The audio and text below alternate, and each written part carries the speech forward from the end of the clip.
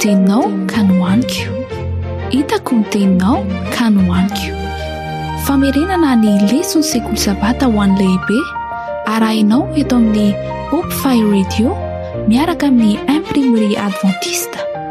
Hitako ny teninao ka nohaniko, hitako ny teninao ka nohaniko.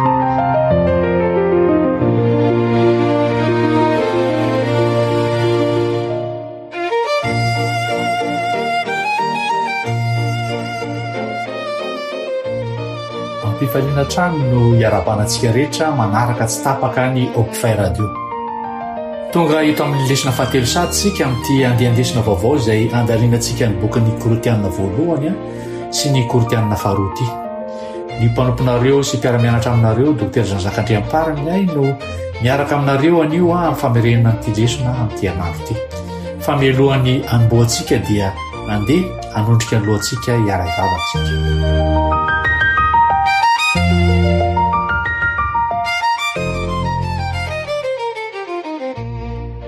Rirainay masina tsara ny any an-danitro, misaotranao izahay no ny tombonandro mbola nomenao anay tsirairay avy natratrarana izao fotoana izao. Amin'ity anio ity dia manatona anao indray izahay handray torohevitra sarobidy avy amin'ny teninao izay miresaka manokana ny firaisanao aminao. Mangataka izay raha io mba hanokafa fananao masina ny sainay sy ny fonay ahafahanay matakatra izany afatra sarobidy izany, tsy ho amin'ny fiangonana tamin'izany andro izany ihany fa ho anay ankehitriny koa. Mamelany elokay satria izany no hevitra mampisaraka anay aminao. Tahio manokana ary ny tsirairay izay manaraka izao fianarana izao. Engany efa fanatrehanao hiaraka aminay mandritra izao fotoana izao. Fa noho ny amin'ny anaranao Jesosy no angatana izany vavaka izany. Amen.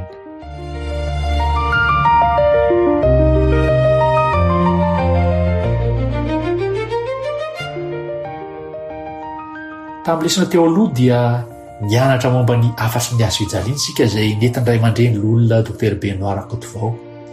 No azavaina tamintsika tsara tamin'izay fa ny afatry ny hazo fijaliana dia toa fahadalàna amin'ny sasany, fa herin'Andriamanitra kosa amin'izay vonjena.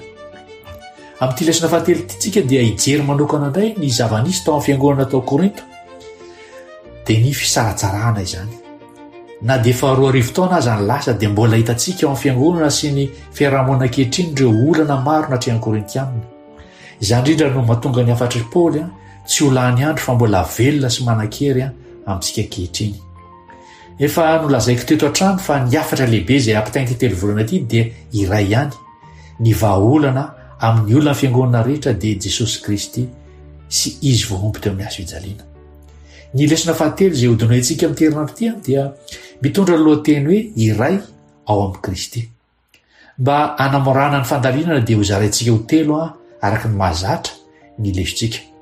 Fizarana voalohany dia hoe any Kristy isika, mifototra amin'ny lesona sabata sy alatsinainy. Ny fizarana faharoa dia hoe tsy voazarazary Kristy, mifototra amin'ny lesona alahady sy talata ary alarobia. Ary ny fizarana fahatelo dia hoe ny sain'i Kristy sy ny fanompoana mitondra firaisana, mitondra amin'ny lesona alarobia, lakamisy ary zoma. Ny tsenjerintsika dia arak'izay voalaza ao amin'ny Korintianina voalohany toko voalohany 10 manao hoe ary mananatra anareo ary rahalahy amin'ny anaran'i Jesosy Kristy tompontsika mba iray teny ianareo rehetra ka tsy hisy fisarana eo aminareo fa mba ho tafaka manatsara ianareo iray saina sy hevitra. Ny rajako dia voalaza fa ny fifandraisan'izy ireo akaiky ao amin'ny fiarahamonina no nampalaza azy ireo. Mazana dia misy rajako 500 hatramin'ny 500 no miara-miaino anatin'ny vondrona anankiray, nefa tsy voatery ho milamina mandrakariva ny fifandraisan'izy ireo, ary misy fifandirana azy indraindray. Dia mitovy amin'izany koa ny olombelona, izany hoe samy miorona ho amin'ny fiainana anaty vondrona izy ireo, nefa indraindray koa dia mifanditra ao anatin'izany vondrona misy azy izany. Zava-misy izany na dia ao am-piangonana azy. Ary dia toy izany koa ny fiangonana, matetika tsy ny fanenjehana no marava ny fiangonana, tsy ny tsy finoan'ny olona avy any ivelany, fa ny fifandirana madinika, ny fialonana, ny fizarazarana, ny firehariana ary ny fanandratana olona. Izany indrindra no nitranga tao Korinto. Raha anontaniana ianao ankehitriny hoe inona ny loza manambana lehibe indrindra ny fiangonana, dia mety ho maro ny valim-pantenana ho azy izany. Mety isy hiteny hoe fanenjehana, mety isy hiteny hoe fampianaran-diso, mety isy hiteny hoe lalàna manohitra ny finoana, mety isy hiteny hoe fitiavam-bola ny mpitondra, mety isy hiteny hoe fivadiam-pinoana. Kanefa ny apôstôly Paoly dia milaza zavatra hafa. Ny loza voalohany izay notantarainy ao amin'ny epistily voalohany dia tsy ny fanenjehana fa ny fisarahana ao anatin'ny fiangonana. Ratsehivina Korinto dia isan'ireo tanàna manan-karena indrindra tamin'ny fanjakana Romanina. Io no ivon'ny varotra, kolotsaina grika, filozofia, fanatanjahantena, fivavahana maro samihafa. Ny fangaro taony jiosy, ny grika, ny romanina, ny mpanompo, ny mpanan-karena, ny mpivarotra, ny mpanao politika. Noho izany dia lasa fiangonana iray misy olona samihafa be. Saingy rehefa samy mitondra ny fomba fisainana taloha izy ireo dia niditra am-piangonana ihany koa ny firiariana, ny fifaninanana, ny fizarazarana. Tsy mivola ihany koa nefa ny tao fa ny filozofia, ny retorika, ny fampianarana. Ny grika mantsy dia olona tia mahay miteny, ary ny olona mahay miady hevitra no ajainy indrindra. Nisy ny antsoina hoe sofista. Ireo dia mpampianatra izay nahay nandresy lahatra, ary tian'ny olona izy ireo. Ary matetika ny olona dia nilaza azy hoe izao mpianatry, toy ny hoe mpianatry Platon, mpianatry Aristote, mpianatry Epicurus, mpianatry Zeno. Ary dia samy nanana sekoliny avy rehetrarehetra ireny. Nahoana moa izany ny zava-dehibe satria rehefa lasa kristianina ireo grika ireo dia mbola nitondra izay fomba fisainana izay ihany tao anatin'ny fiangonana. Ary dia noho izany dia ara-dalàna fomba fiteniny hoe izao any Paoly, izao any Apôlôsy, izao any Kefasy. Tsy zava-baovao izany. Ny fomba fiainana grika mihitsy no manao an'izany. Nentin'izy ireo niditra tao am-piangonana izany fomba fiainana izany. Misy zavatra anankiray izay mbola tsy dia resahana matetika koa aza tamin'ny fanjakana Romanina dia nisy ilay rafitra antsoina hoe patron client. Ny olona manan-karena anankiray izany hoe ny patron izany dia nanohana olona maro. Ireo no antsoina hoe client, ary ireo client ireo kosa dia tsy maintsy manohana azy. Noho izany dia miforona ho azy ny hoe antoko, na hoe vonon'olona, na hoe fankatoavana olona. Rehefa niditra tao fiangonana koa ireo olona ireo dia tsy niova avy hatrany izany fomba fisainana izany. Noho izany dia nisy nilaza hoe izao any Paoly, izao any Apôlôsy sy ny sisa.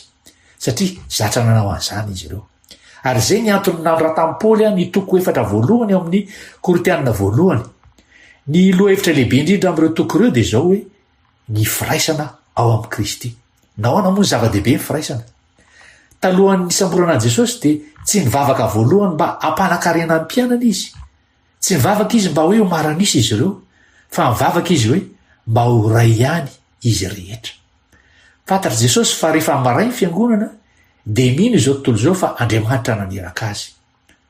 Fa rehefa mifanditra kosa ny mpino dia lasa sakana fitoriana filazantsara. Izao ny fanambaran'ny mpanompo vavin'ny tompo amin'ny Testimonies for the Church, volume 4, pejy 7 hoe ny firaisan'ny voaka an'Andriamanitra no porofo lehibe indrindra eo anatrehan'izao tontolo izao fa Kristy no ny rahandray. Zay ny ela fa iroso avy hatrany amin'ny fizarana voalohany isika.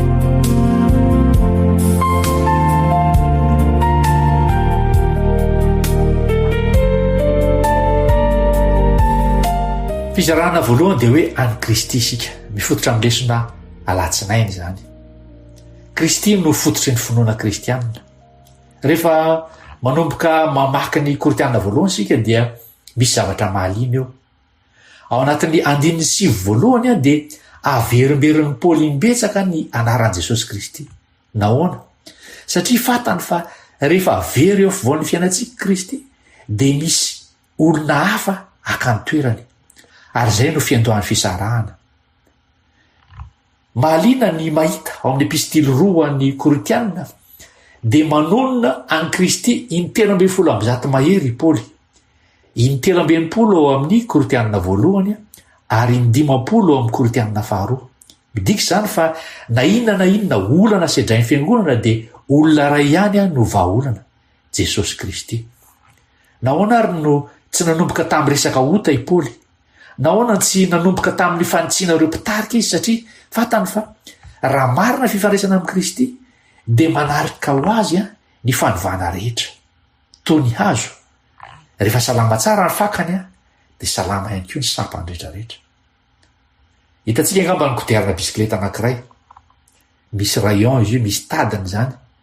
Ary io rayon rehetrarehetra ireo dia tsy mifandray mivantana akory fa samy fandray amin'ilay eo afovoany arakaraka ny anatona ny tadiny ny afovoany zany a no voamaika anatona ny tady ny hafa ihany koa ary mahatonga n'ilay kidiarana andeha mahitsy tsara tsy mivilavila ary tetoy izany ihany koa ny kristianina raha samy manakaiky an'i Kristy isika dia voamaika mifankaty fa raha samy manaraka ny hevitsika isika dia mifanalavitra.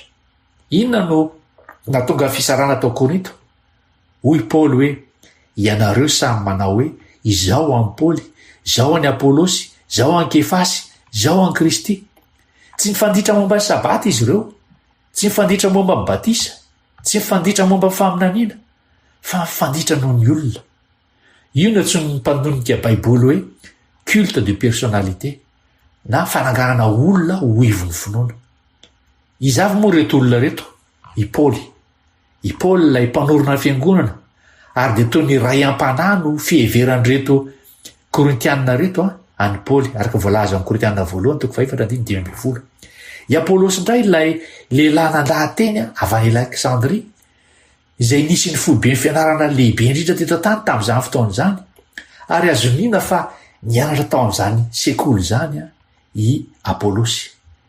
I Apôlôsy dia mahery amin'ny soratra masina ary nahaina mpianatra sy nahaina ndahan-teny tokoa.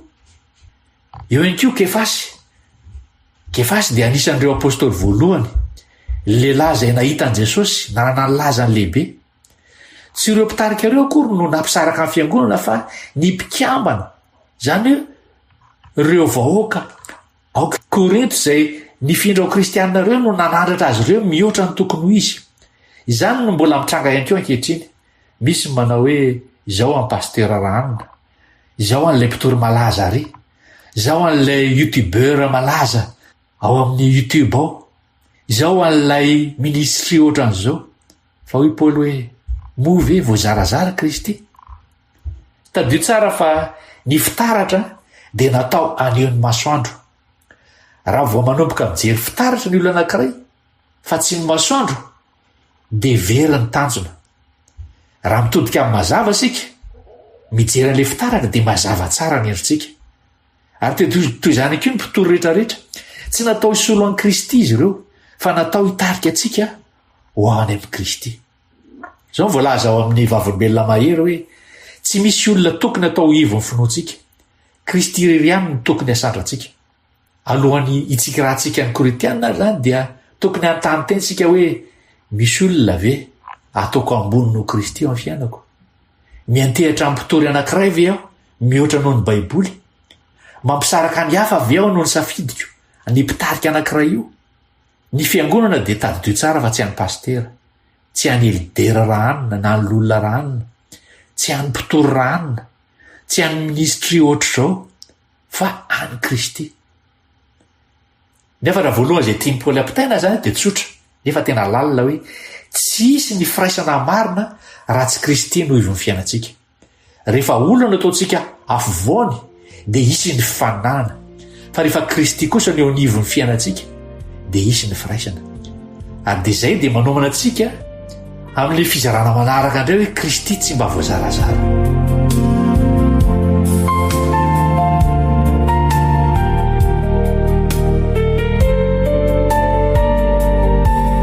Hiditra amin'ny fizarana faharoa ary zany tsika. Moa voazarazara va Kristy? Mifototra amin'ny lesona Lahady, Talata ary Alarobia. Raha vakitsika amin'ny Korintianina voalohany, toko voalohany 10:10 dia mifototra amin'izay ty lesona ity. Misy fanontaniana sasany amin'ny baiboly eo izay tsy natao azahoana valiny fa natao ampietreretana. Ohatran'ity fanontaniana izay napetraka Paoly teo hoe voazarazara va Kristy? Ohatra koa misy fanontaniana ohatr'izao zao amin'ny baiboly hoe ry Adama aiza moa ianao? Tsy hoe tsy nahafantatra ny Adama Andriamanitra fa ny tiany Andriamanitra tenena dia hoe tia ny bebaka i Adama. Dia toy izay ihany koa Paoly raha nametraka ty fanontaniana ty hoe voazarazara va Kristy? Dia tsy hoe tsy fantany valany, fantany tsara ny valiny fa hoe tsy, fa tiany ampietreretana ny korintianina zany fanontaniana zany. Dia ny tsara ny fomba fanombohan'i Paoly an'ilay teny izy dia hoe mananatra anareo aho. Korintianina voalohany toko voalohany 10:10. Tsy hoy izy hoe mandidy anareo na hoe manameloka anareo, fa mampiasa izy hoe manaratra anareo. Ny teny grika ampiasaina eto de hoe parakalo, zay midika hoe miangavy, mampahery, manasa akaiky, manao antso feny fitiavana. Ary io ihany koa ny fototry ny teny hoe parakletosy, zay anarana ny fanahy masina. Ary dia mahafinaritra ny maheno an'izany satria na dia nanao fahadisoana lehibe aza ny Korintianina dia tsy nitorotoroan'ny Paoly izy eo, tsy nataon'ny Paoly zay andemena ny sainy, fa napresiany kosa, nampahereziny. Ary zavatra azo tsoahana amin'izany dia zao hoe ny olona zay tarehany fanahy masina dia zao tsy manambany, tsy manebatebaka olona, tsy manala baraka, tsy mandratra, fa manitsy amin'ny fitiavana. Izany no nataon'i Jesosy, ary izany koa no nataon'i Paoly. Ary dia mbola mitohy ilay fanambarana eto hoe mananatra anareo amin'ny anaran'i Jesosy Kristy. Hoy Paoly hoe mananatra anareo amin'ny anaran'i Jesosy Kristy tompontsika. Nahoana moa tsy nilaza fotsiny izy hoe mananatra anareo, fa nahoana nampiana an'ilay hoe amin'ny anaran'i Jesosy Kristy, satria ny fahefany dia tsy avy aminy fa avy amin'ny Kristy. Ary mario tsara ny zavatra re tena mahaliana eto.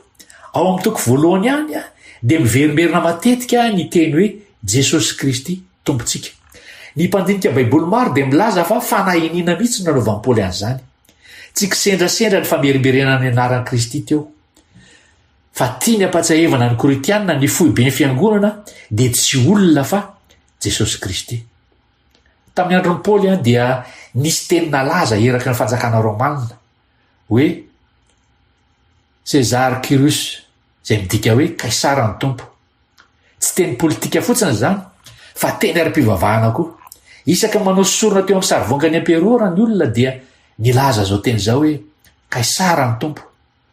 Fa ny kristianina kosa dia nanao fahambarana hafa hoy izy ireo hoe Jesosy Kristy ny tompo. Ary dia zay ny antony namerenan'i Paoly matetika ny hoe Jesosy Kristy tompontsika. Tsy kaisara ny tompontsika, tsy Paoly, tsy Petera, tsy Apôlôsy, fa Jesosy. Izy no tena ivon'ny epistily rehetra. Ny evêka Polikarpa tamin'ny taona 510 taoriana Kristy dia nosamborona no ny finoany no ny fanarahany an Jesosy. Evêka Smirna izy io. Ena amin'ny 20 taona izy tamin'izay fotoana izay. Ary dia nentina teo amin'ny kianja filalaovana izy. Dia nisy iraky ny ampereur anankiray nanontany azy. Proconsul zany izy io.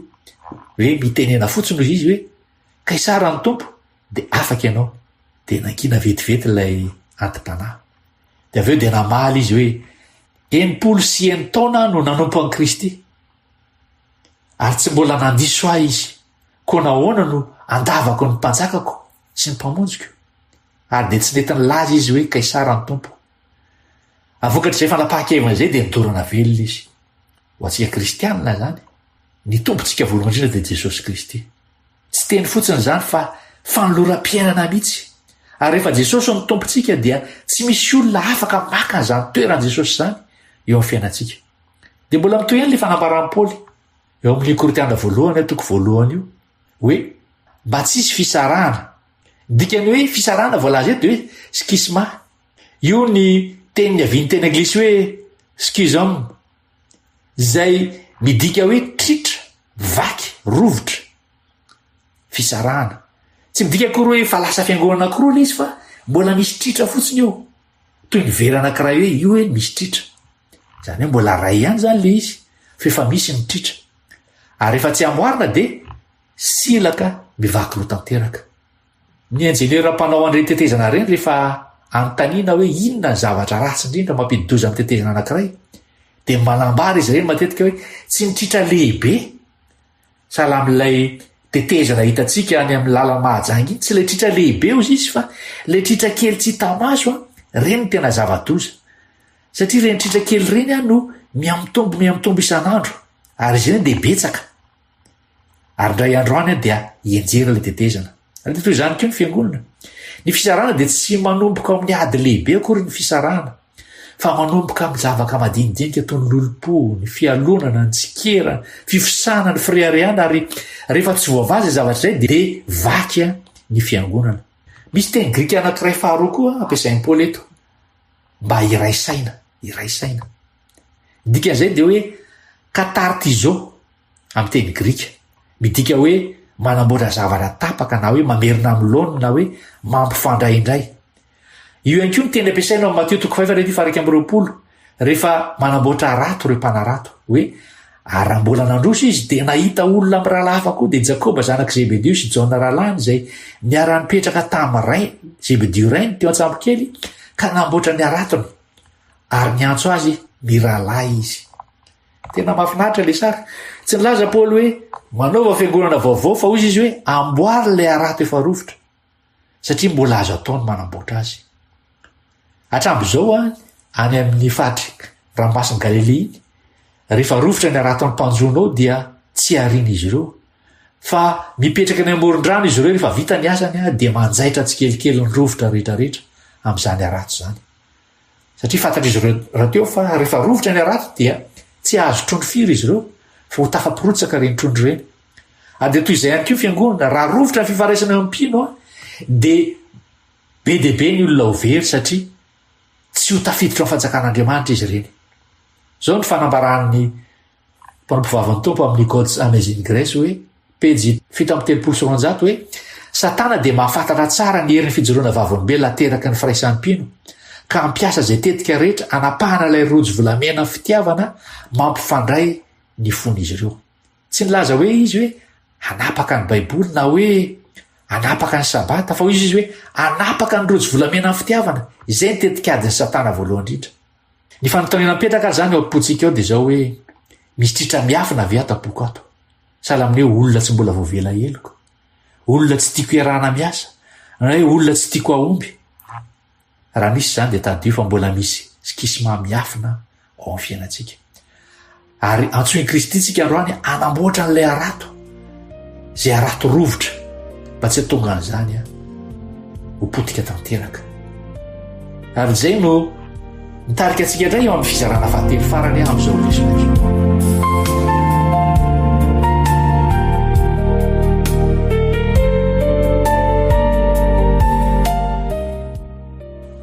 Fizarana fahatelo dia hoe ny sain'i Kristy sy ny fanompoana mitondra firaisana. Mifototra amin'ny lesona alarobia, lakamisy ary zoma zany teny zany ary hijery ny Korintianina voalohany toko 2 tsika ny amin'izany lesona izany. Le mandeha dia nisy mpitendry violon malaza anankiray tamin'ny tanàna kely ary nandritra ny fampisehoana dia nafinaritra ny haino an'ilay mozika. Rehefa vita ny seho dia nisy lehilahy nitsanganana hoe tena nafinaritra tokoa le violon. Dia nitsika le mpitendry ary dia napetraka teo ambony latabatra le violon dia izy hoe andeha rao jerentsika raha mahafinaritra le violon. Dia nisy minitra vitsivitsy dia tsy nisy nina feo nivoaka tao amin'le violon. Dia izy le mpitendry hoe tsy le violon mahafinaritra fa le mpitendry. Ary dia toy izany koa isika tsiraray avy dia fitaovana fotsiny ihany eo am-pelantanan'i Kristy. Kristy no mpitendry ny fiainantsika ary dia mivoaka ho tsara avy eo ny fiainantsika. Resaka ny ampitarika asika eo amin'ny Korintianina voalohany toko 4 dia hoy izy Paoly hoe aoka ny olona hevitra anay ho mpanompo Kristy sy mpitantana ny zava-miafin'Andriamanitra. Misy teny anankiroa lehibe izy ampiasaina eto hoe mpanompo sy hoe mpitantana. Ny mpanompo dia teny grika ampiasaina amin'izay dia hoe hyperetesy. Izy io dia nidika tamin'ny taloha zany nandikanan'ny hyperetesy io dia ireo mpivoilakana ao ambany lakavy amin'ireny sambo tamin'ny andron'ny Romanina reny. Ireo mpivoilakana ireo dia bakeo ny kapiteny sambo fotsiny dia miara-mirona. Hitantsika angamba tamin'ny filma taloha reny misy an'izay filma gladiateur reny. Miara-mirona izy ireo mamoy le sambo ary dia tsy tazana akory izy ireo hoe misy an'izany mpamoy lakana zany eo ambany eo fa ny olona izay manana fahefana dia mipetrapetraka ety ambony ety.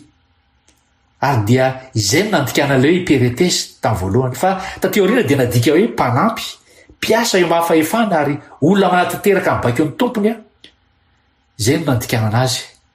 Ary izy ireny dia tsy hoe tompon'ny fiangonana akory fa mpiasa mpanatanteraka ihany mpanompon'i Kristy. Nisy teny anankiray koa voalaza eo hoe mpitantana. Ny teny grika hoe eukonomos no nandikana azy eo, olona mitantana fananana izay tsy azy. Tadio tsara fa ny fiangonana dia tsy an'ny pastera, tsy an'ny loholona, tsy an'ny filohan'ny union, na ny filohan'ny fédération, na ny filohan'ny conférence fa an'i Kristy. Ny mpitondra rehetrarehetra zany dia mpitantana ihany. Raha manakarama olona hiandry ny tranonao ianao ohatra rehefa andeha hanao vakansa dia tsy afaka mivarotra n'ilay trano mihitsy io olona mpiampitrano io satria nahoana tsy anazy ilay trano ary totoy izany anko mpitondra tsy tompon'ny fiangonana izy ireny ka tsy afaka hanao zay tiana atao amin'izany fiangonana izany ary zay natonga n'ilay hoe sain'i Kristy ahoana tokony hampiarana zany sain'i Kristy zany eo anivon'ny fiangonana. Misy dingana 5 zay nataon'i Jesosy eto hoe aoka ao aminareo zao saina zao zay atao amin'y Kristy Jesosy koa. Voalohany indrindra nanana voninahitr'Andriamanitra izy, de faharoa nafoy an'izany izy, de fahatelo tonga olona izy, de fahaefatra tonga mpanompo izy, de fahadimy maty eo amin'ny hazo fijaliana izy. Tadio fa midina trano zany dingana zay narany Jesosy zany tsy miakatra ary zay no lalana alehan'ny tena mpitarika manana fanetretena midina trany. Asa raha fantatsika koa fa ny rano de tsy miakatra fa midina avy eny tendrombohitra izy io midina ary midina tonga ny toerana ambany. Rehefa midina ambany reny rano reny de manomelona ny tany rehetrarehetra. Ary aoka fantatsika ihany koa fa ny olona manetry tena ihany koa dia ampiasain'Andriamanitra mba ho fitahiana ho an'ny hafa. Zava-dehibe zany ny fanetretena, toe-tsain'i Kristy zany. Eo anky ny fitondrana araka an'i Kristy. Nampianatra Jesosy an'izao tontolo zao fa zay teo lehibe dia aoko ho mpanompo araka voalaza amin'ny Mateo 20:9-20. Tena mifanohitra amin'ny Kolosainy zao tontolo zao zany. Fa ny fitariana eto an-tany dia mibaiko, manana fahefana, manamboninahitra ary manana laza. Fa ny fitariana amin'ny Kristy kosa dia fanompoana, fanetretena, fitiavana, fahafoizan-tena. Ny azo fijaliana koa dia fomba fiaina izy io. Araka voalaza amin'ny Korintianina 2:1-10. Nitanisy Paoly hoe nokapohany imbetsaka izy, nogadraina, notoraham-bato, rendrika tany an-dranomasina, nona, nangatsiaka, tsy nanin'akanjo. Kanefa dia zao tsy hiala tamin'ny asa fanompona izy satria nahoana? Satria fatany fa ny azo fijaliana no lalan'ny mpianatry Kristy. Fanambaran'ny mpanompo vavan'ny tompo ao amin'ny vavimbelona mahery dia hoe ny fahombiazana eo amin'ny asan'Andriamanitra dia tsy refesina amin'ny lazan'ny olona fa mifatokiny amin'ny fanompona. Fa nahoana moa misy ny fijaliana? I Paoly dia faly nijaly. Tsy hoe satria tia fijaliana izy, fa satria fatany fa ny fijaliana dia mitondra olona ho any amin'ny Kristy. Araka voalaza amin'ny Kolosiana 2:1-4. Ary dia toy izany koa ny ray aman-dreny. Mijaly reny ray aman-dreny reny fo maraina, miasa mafy ary faly. Inona mahafaly azy? Faly satria tiany zanany mba hiroborobo anna fahasalamana ho toy ny olona rehetrarehetra. Ary ny fitiavana no mahatonga ny olona anna zany fahafoizan-tena izany. Ny voambary anankiray ohatra, raha te hijanona ho tsara tarehy izy dia tsy tokony alevina mihitsy. Fa raha te hamokatra zato eny izy dia tsy maintsy alevina ary ho faty. Jesosy dia nilaza momba voambary fa toy izany ny fiainana kristianina. Tsy tiany Paoly ny fanandratana olona. Tsy midika zany akory hoe tsy tokony hanaja amin'ny mpitondra ny kristianina. Ny baiboly dia mampianatra hoe ajaina izy ireny, mila mivavaka ao azy ireny, mila tohanina izy ireny, fa aza soloana an'i Kristy. Raha ohatra izy ireny ka manohitra, mitarika anao hanohitra an'i Kristy dia tadio tsara ny fitsipika izay napetraky ny apôstôly hoe Andriamanitra tokony ekena mihoatra ny olona. Ny mpitondra tsara dia tokony hitarika anao ho any amin'i Jesosy, fa ny mpitondra ratsy kosa dia mitarika anao ho any amin'ny tenany. Ary zay no mahasamihafa ny mpitarika tsara sy ny mpitarika ratsy. Indray andro dia nisy mpitoro filazantsara malaza rehefa vita ny toroteny dia maro ny olona nidera azy. Tena nafinahitra le torontenina pastera. Dia ahoana navaliny le pastera? Efa nilazainy devoly tamiko sady zany teny zany teo ampilipitra. Satria fantatry ty pastera ty fa nidera dia mety hampiditra freariano ao anatiny ka dia naveriny tany amin'Andriamanitra ny voninahitra.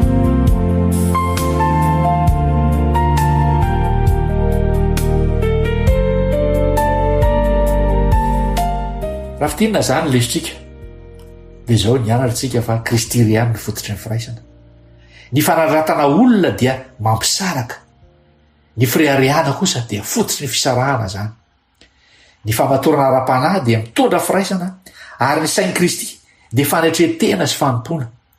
Ny mpitondra rehetra dia mpanompon'i Kristy ihany ary ny azo fijaliana no modelin'ny fiainana. Zao voalaza ao amin'ny Testimonies for the Church volima 4 pejy 7 manao hoe andriamanitra dia mitarika vaoaka ray ijoro ao anatin'ny firaisana tanteraka eo ambony sehitry ny famarina mandrakizay. Ny vava Kristy dia ny mba ho ray ny mpianany mba inoany zao tontolo zao fa ny ray no naniraka azy. Azao koa no ambarany hoe tsy misy zavatra afaka mampisy firaisana tanteraka amin'ny fiangonana afa-tsy fanahy Kristy. Satana no mamafy fiandirana. Kristy irery ihany no afaka mampifanaraka reo singa tsy mifanaraka.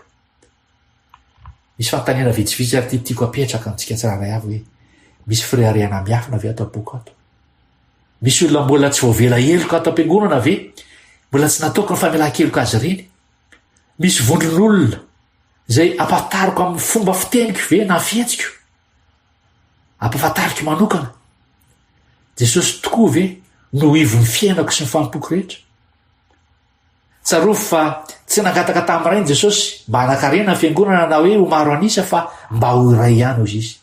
Rehefa mireo amin'ny Kristy tokoa tsika dia lasa vavolombelona velona amin'izao tontolo izao fa tena Andriamanitra no naniraka an'i Jesosy. Koa anio ary andesika navao ny fanorantenantsika rehetrarehetra ary dia anolo tena ho an'Andriamanitra anaiky izany fitarian'Andriamanitra zany ary dia hikatsaka ny firaisana ao amin'Andriamanitra mba hananantsika fifandraisana bebe koa tsisy ny fisarahana. Manasa antsika anondrika ny lohantsika amarana izao fotoana izao hiaraka hivavaka isika dia mampanantenantsika indray amin'ny fotoana manaraka fa mbola eo aneto isika no ny famindrapon'Andriamanitra na sitrapon'Andriamanitra.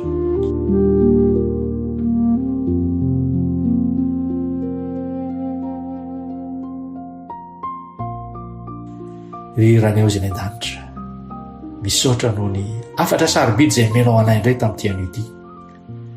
Esory atao anatika tompo ny firariana, ny fitiavatena. Meo anay kosa ny sain'i Kristy mba atonga anay ho mpampiavana fa tsy ho mpampisaraka. Atonga anay ho mpanompo fa tsy mitady voninahitra. Ary aoka izay tompo mba ho ray ao amin'ireto rahalahy sy anabaviko ao aminao reto. Mba ho ray amin'ireto mpiaramonina amiko reto mangataka aminao tompo. Aoka mba ho feheziny ny fifandraisana aminao izay tsirairay avy. Ary ny fifantohana amin'izany fifandraisana aminao zany anie no hitarika anay anana fifankatiavana feno ianivon'ny fiarahamonina, ianivon'ny ankonanay, ianivon'ny fiangonanay. Aoka tompo ho tanterahanao zany. Atonona zao vavaka zao ny anaran'i Jesosy. Amen.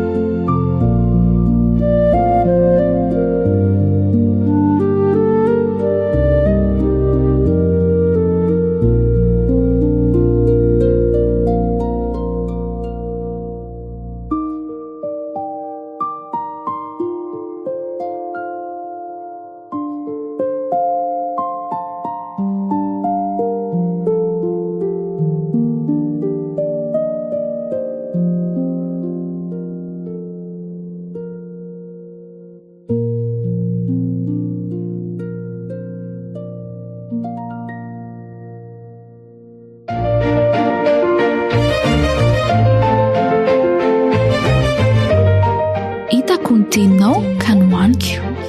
Hitako ny teninao ka nohaniko. Famerenana ny lesona sekoly sabata ho an'ny lehibe arahinao eto amin'ny Hope Fire Radio miaraka amin'ny imprimerie adventiste. Hitako ny teninao ka nohaniko. Hitako ny teninao ka nohaniko.